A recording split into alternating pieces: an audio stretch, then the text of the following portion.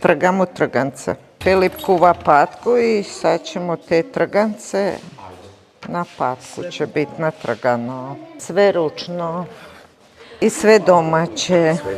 Da, brašno, jaja, voda. Umisi se tisto, malo ostavimo da odstoji i onda trgamo trgance. Jako nam je lipo, družimo se. Nedjeljno popodne uz druženje. Ovo je lokšica, znači komad tista se razvuče da bude veće, znači trganci su sitni, ovo u komadu se stavlja kuvat i to je lokšica.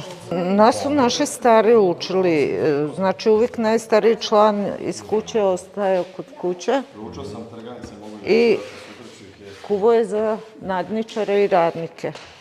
Ženska deca su morala ovo raditi sa svojim bakama, starama, za radnike koji su kopali na njivi. Sva ženska deca su uz baku, pa to je bila i zabava.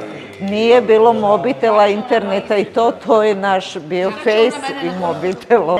Ali evo isto ima male djece i oni uz nas isto damo im i brašno i vodu i jaja, udaraju jaja i odmah uz to uz nas uče.